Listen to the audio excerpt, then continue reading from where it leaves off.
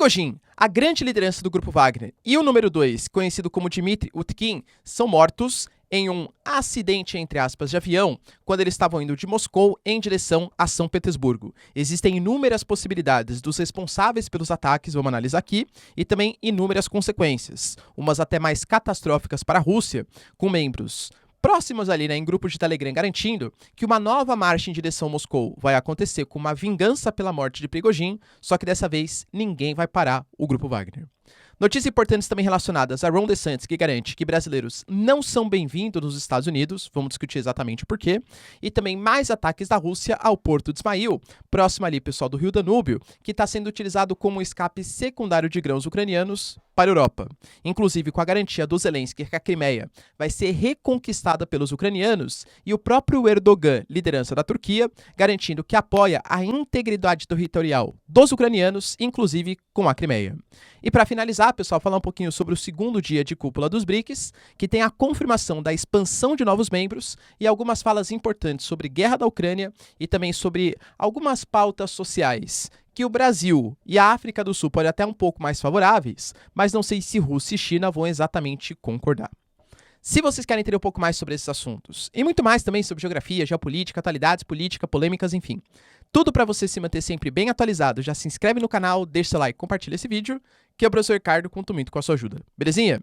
Pessoal, vota em mim no Prêmio Best, tá? Tô concorrendo ao Influenciador da Educação 2023 e eu conto muito com seu voto para trazer esse prêmio para mim, né? E para Geopolítica, galera. Agradeço demais, tá? Quem puder apoiar, link na descrição.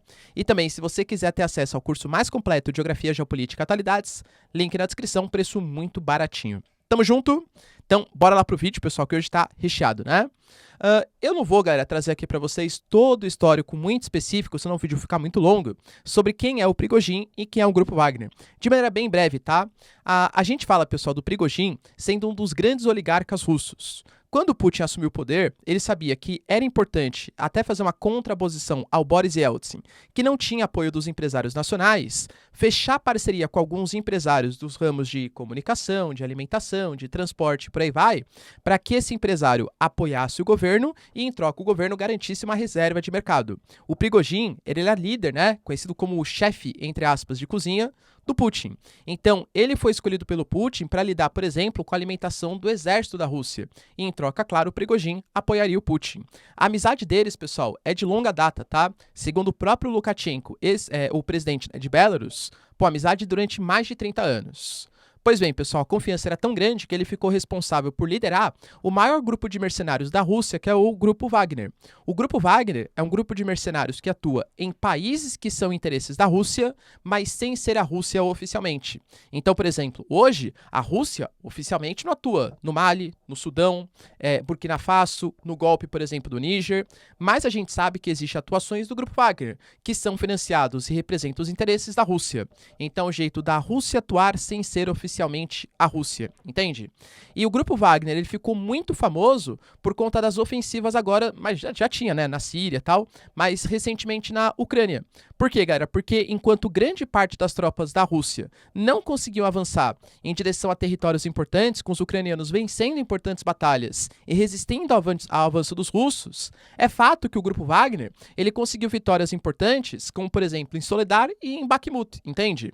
Só que a gente tem Shoigu, Gerasimov, que são lideranças militares com todo equipamentos, aparatos, financiamentos, enquanto o Grupo Wagner, que tinha que lutar com recrutas, ex-prisioneiros, muito menos financiamento, apoio do Estado, conseguia vitórias. Então começou a rolar uma certa disputa de influências, até um, entre aspas, certo ciúminho, entre aspas, do Shoigu e Gerasimov, e é fato, pessoal, que supostamente, segundo o Prigozhin, Shoigu e Gerasimov e as lideranças militares começaram a boicotar o Grupo Wagner, e depois de uma série de boicotes, inclusive um ataque, o Prigozhin deu ultimato. O Putin, ou você tira Shoigu e Gerasimov, ou a gente vai partir para cima da Rússia porque vocês não representam e vocês estão querendo acabar com o Grupo Wagner, não dando munições e atacando nossas posições. O Putin apoiou Shoigu e Gerasimov e começa aquele motim do Grupo Wagner, que chegaram a ficar, pessoal, a poucos quilômetros, poucos assim, né, entre aspas, mas ficaram a poucos quilômetros de Moscou, partindo ali, galera, por Rostov, e não foram parados. Inclusive, a gente tem, por exemplo,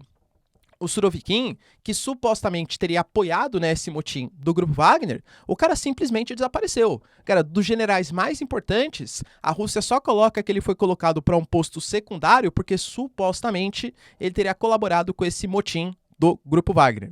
É fato, pessoal, que o Lukashenko telefona para o Prigozhin e, no final das contas, os membros do Grupo Wagner se exilam em Belarus, alguns que não participaram do motim entram e fazem parte do Ministério da Defesa e do Exército russo, e o Prigozhin fica exilado em Belarus. Só que assim, cara, depois de um tempo ele simplesmente desapareceu. Existiam relatos dele, por exemplo, participando em cúpulas em São Petersburgo, depois dele em Belarus. Ele ficou praticamente aí, pessoal, um mês e meio sumido. Quando de repente, gravei até pra vocês ontem, hein? O Prigozhin aparece num vídeo, aparentemente na região do Sahel africano, falando que ele está fazendo com que a Rússia cresça novamente e influencie em países. Muito possivelmente, pessoal, nesse movimento que vem acontecendo no Sahel, no Mali, Burkina Faso, no Sudão, com a RSF e agora com o Níger, nesses golpes anti-imperialistas e anti-jihadistas. Pois bem, pessoal, depois de falar que estava representando os interesses da Rússia, que a Rússia estava crescendo, aparentemente ele estava num voo, inclusive num avião, pessoal, da Embraer, que era um Legacy, né, da Embraer, e aí estava num voo de Moscou para São Petersburgo, junto com outras pessoas, né, 10, se eu não me engano, e esse avião caiu, tá? Quando a gente pega as informações oficiais da agência TASS de notícia, agências russas, o que a gente percebe é que a Rússia fala que vai haver uma investigação para saber exatamente o que está acontecendo, mas mídias extraoficiais já dão conta que foram sistemas, pessoal, de mísseis S-300 ou até mesmo S-400. Inclusive, a BBC, por exemplo, no grupo de Telegram, né, que representa ali o Grupo Wagner, fala que teve o uso desses sistemas. Ou seja, não foi um acidente aéreo, foi um ataque que aconteceu. E o Prigozhin e o número 2 também do Grupo Wagner, o Dmitry Utkin, eles estavam nesse avião, né? E supostamente, pessoal, depois iam em direção a Baku e tal, né? Enfim, tinha toda uma logística para esses dois aviões, exatamente o que ia acontecer. Pois bem, galera, aí a gente entra no campo das especulações, porque de fato, confirmado, a gente tem, tá? O Telegram do Grupo Wagner garantindo que sim, o Prigozhin morreu, familiares garantindo, falando que estão tentando falar com o Prigozhin e ele não atende aos telefonemas, mais um indício que morreu, e as próprias lideranças de Zaporizhia e outras lideranças russas garantindo que o Prigozhin está de fato morto. Ah, professor, vamos lá, né? Teorias. Professor, pode ser, por exemplo, né? Porque, de novo, como que tá a relação, né? Como estava a relação do Prigozhin com o Putin? Tem gente que fala que estava péssima, o Lukashenko garante que não. O Lukashenko garante, cara, que a relação entre Prigozhin e Putin, de mais de 30 anos, ela ainda se mantinha sólida. Então, supostamente, o Prigozhin continuava representando os interesses do Putin. Mas também é fato, se a gente for pensar do ponto de vista geopolítico internacional, que manter o Prigozhin vivo, sendo que ele liderou um motim contra o Putin e aparecia ainda publicamente, falando em nome da Rússia, atuando, por exemplo, na região do Sahel, em golpes militares, se reunindo com posições africanas, cara, isso meio que enfraquecia a narrativa que o Putin é um grande chefe, que não permite motins, que não permite rebeliões, entende? Então, assim, qual era a relação que o Putin tinha com o Prigozhin? Existem especulações, a gente não sabe definir exatamente, tá? Então, existem, tá, até possibilidades que, na verdade, é tudo uma armação da Rússia para que o Prigozhin ele fique escondido e continue atuando em nome da Rússia, só que todo mundo considerando ele como um cara morto. Eu, particularmente, desconfio, tá, que essa possibilidade não é real. Se de fato ele morreu, como eu acho que sim, a gente tem duas possibilidades. Ou foi um ataque dos ucranianos, afinal o Prigozhin ainda era uma liderança do Grupo Wagner, ainda era alinhado do Putin e atuaria em outras posições em nome da Rússia, e isso demonstra, sim, podemos aniquilar, podemos acabar com lideranças da Rússia ou pessoas muito próximas ao Putin, inclusive o chefe do Grupo Wagner, que conquistou Soledar, conquistou Bakhmut, ou foi um ataque interno, um inside job, né? Ou seja, ataques da Rússia que destruíram o Grupo Wagner. E aí, qual é a verdade? Entende? De novo, para falar, olha, quando a Geórgia quis entrar para a OTAN, invadimos a Geórgia. Quando a Ucrânia quis entrar para a OTAN, invadimos a Ucrânia. Quando que tentaram fazer motim, por exemplo, para acabar com o governo do Putin, matamos a liderança. Quando oligarcas ou empresários se posicionam contrários ao Putin, acorda envenenado e por aí vai. Ou seja, consolida essa noção de superpoder do Putin, de não faça contravenções contra a Rússia. Entende? Qual é a possibilidade? De novo, pessoal, não há confirmações. É tudo no campo da especulação, como eu estou trazendo aqui para vocês. Mas as consequências vão até da Rússia considerar que foi um ataque da Ucrânia e querer uma resposta mais agressiva. Pô, vocês mataram um cara importante, por exemplo, um oligarca, né, um empresário importante da Rússia, desde foram os russos, e existem canais de Telegram mais pró o Grupo Wagner, ligados ao Grupo Wagner, que garante que um novo motim vai acontecer. Uma nova rebelião, galera, indo em direção a Moscou, só que agora nem o Lukashenko será capaz de parar, porque mataram não só o Prigozhin, como o número 2 do Grupo Wagner. Fato é, galera, que a Rússia falou que investigações vão acontecer, a Ucrânia, pelo menos até o momento, não se pronunciou de maneira oficial, mas é a morte de um cara super importante para a questão guerra Rússia e Ucrânia. Aguardo, pessoal, novas informações e assim que elas forem aparecendo, eu vou compartilhando aqui no canal com vocês. Tamo junto, pessoal? Se novas informações aparecerem também, pode deixando nos comentários. Beleza? Deu para entender o contexto? Então tá, ó. Outra notícia importante, galera, que a gente pode se ligar, tá a respeito a declarações do Ron DeSantis. Para quem não sabe, é o atual governador da Flórida e o número 2 nas eleições dos Estados Unidos. Pelo menos no parte do Partido Republicano, né? O Partido Republicano hoje tem mais de 50% nas prévias, querendo que o Trump seja o candidato, mas o Ron DeSantis aparece ali com seus 20%. E a gente sabe, pessoal, que 20% é pouco, né? Então ele precisa chamar um pouco mais de atenção. Então ele quer pautar no desenvolvimento econômico da Flórida, na questão do combate à cultura woke, uma guerra praticamente cultural ali contra a Disney, e agora fechou, inclusive, a questão contra os imigrantes. Pautas mais fortes, para esse setor mais conservador dos republicanos que, via de regra, votam muito mais o Trump, né, os chamados trumpistas. Ele, inclusive, tem um slogan que é conhecido como o Sem Desculpas, um slogan anti-imigração. E aí, ele deixou bem claro, galera, que hoje, ou quando você é polonês, falou da Polônia e do Brasil, tá? Você brasileiro, você não tem o direito de vir para os Estados Unidos. Hoje, estima-se que a gente tenha mais ou menos 45 milhões de imigrantes nos Estados Unidos, sendo que mais ou menos 1% só é brasileiro. Desse total de 1% dos 45 milhões, ou seja, uns 450 mil, a gente fala, pessoal, em 22% vivendo na Flórida, que é o estado que o Ron DeSantis ele é governador. Então, foi um discurso enfático. Ele quer esse sem desculpas, é porque ele considera que o Trump ele tinha muita retórica anti-imigração, mas ele pouco fez na construção do muro, em barrar, né, os imigrantes, enfim, tal. Então, ele quer mudar as leis de imigração e colocou os brasileiros como um exemplo de que não são bem-vindos nos Estados Unidos. Outra notícia, galera, que vale a pena a gente comentar, tá ligado a mais ataques ao porto de Ismail. Para quem não sabe, pessoal, conecta ali com o Rio Danúbio, e o Rio Danúbio, desde o fim do Acordo de Grãos, em que a Rússia bloqueou o Mar Negro, está sendo utilizado como uma via secundária da exportação dos grãos ucranianos. Óbvio que a carga não é a mesma, a capacidade é muito menor, e a Rússia vem tentando atacar essas posições. Os ataques que aconteceram, por exemplo, já destruíram, pessoal, mais ou menos 270 mil toneladas de grãos. Eles atacam silos, atacam armazéns e já reduziu em mais de 15% a capacidade de exportação de grãos da Ucrânia.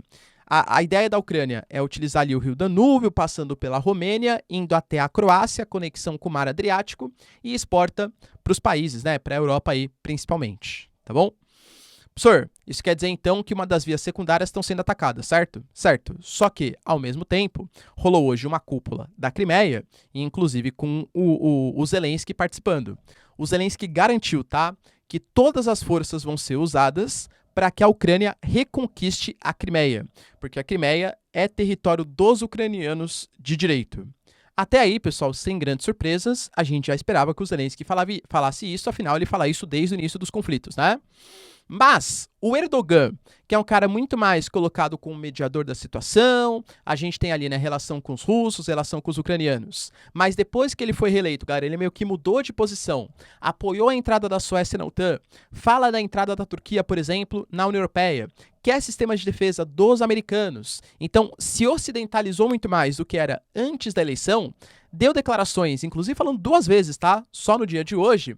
Nós, turcos, somos a favor da integridade territorial da Ucrânia, e isso inclui a Crimeia. Lembrando, pessoal, que a Turquia, historicamente, inclusive, tá, tem uma presença muito forte na Crimeia. Então, uma região ali próxima do Mar Negro, né?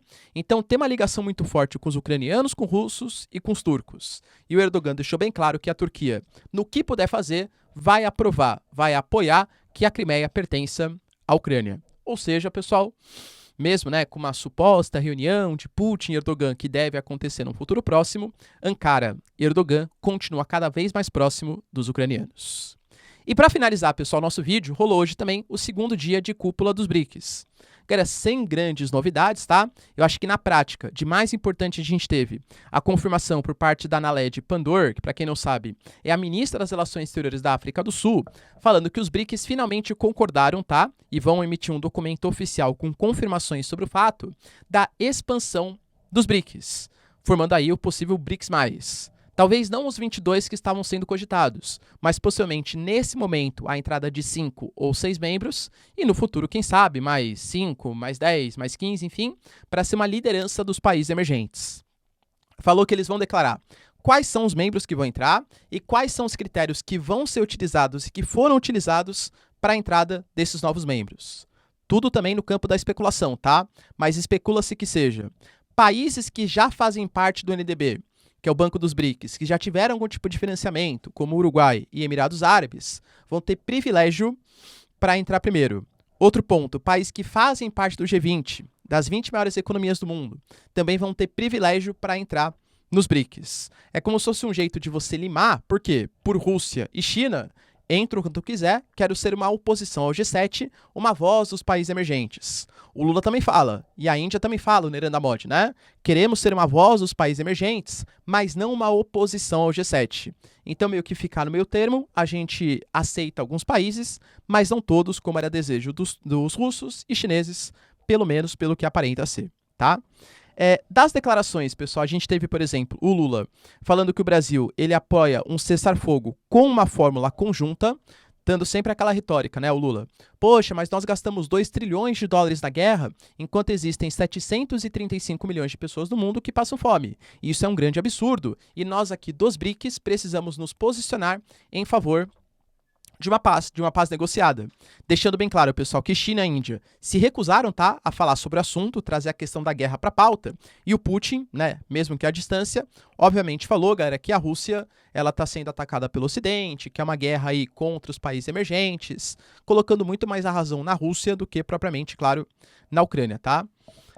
Lembrando que o Zelensky, ele também negociou, pessoal, com o presidente de Portugal e deixou bem claro, tá? Que ele não aceita negociar com os russos porque ele não aceita negociar territórios e pessoas e cidadãos ucranianos. Porque quando a gente fala de uma paz negociada, dá a entender que algum tipo de negociação deve acontecer no sentido da Ucrânia ceder territórios para a Rússia e, em troca, a Ucrânia e a Rússia, né, garantir a paz para os ucranianos. O Zelensky garantiu, pessoal, que isso não vai acontecer. E a chegada dos F-16 meio que deram uma coragenzinha a mais, vai? Se bem que temos alguns problemas, né? São poucos ainda, cerca de 70. Demora para fazer o treinamento. Talvez, pessoal, só vá acontecer mesmo lá em 2024 o uso dos caças F-16. E segundo alguns analistas, os F-16 que foram mandados para a frente de batalha não são mais modernos e não são compatíveis com o Storm Shadow, que hoje são os principais mísseis, né, aéreos aí de ataques à distância dos ucranianos. Então existem alguns problemas de treinamento, logística, manutenção, etc. Mas é visto, né, como uma possível revolução, nessa contraofensiva ucraniana. O Lula falou também, pessoal, de uma crítica, né, ao endividamento. Falou que o NDB ele tem que ter papel central, porque hoje, não falou exatamente o nome, tá? Mas deixou bem claro, FMI e Banco Mundial, eles mantêm os países na condição de subdesenvolvimento porque emprestam dinheiro para projetos de infraestrutura, no caso do Banco Mundial, e para a solução de crise da dívida, no caso do FMI, mas exigem contrapartidas como corte de gastos públicos, aumento dos impostos, privatização de empresas, coisas que acabam com a capacidade de investimento do país. Então eles entram num ciclo da dívida, numa reprodução do endividamento e nunca conseguem superar graças ao endividamento externo. Isso a própria Dilma já falou, né? O NDB vai ser um FMI e um Banco Mundial mais democrático. E depois entrou numa pauta que interessou sim a África do Sul, a própria ministra das Relações Exteriores, ela elogiou, né, essa fala, mas eu não sei se combina muito com as pautas chinesas e russas. falou, galera, que os BRICS eles têm que apoiar as novas lideranças femininas que vêm surgindo no mundo. Que ele apoia muito isso, né, essa revolução das mulheres, com uma participação mais ativa. Inclusive falando que os BRICS têm que criar uma espécie de fórum dos jovens e fórum das mulheres para discutir pontos de participação feminina e dos jovens na política. Não é muito pauta que combine com Rússia e China. Será, galera, que o Putin e o Xi Jinping estão pensando na maior participação feminina na política externa em nome dos BRICS? Serão, e pessoal, se Rússia e China apoiarão essa medida. Beleza, pessoal? Deu para entender os principais acontecimentos? Se vocês curtiram o vídeo, então, já deixa seu like, se inscreve no canal. Tamo junto, beijos, abraços e tchau, tchau.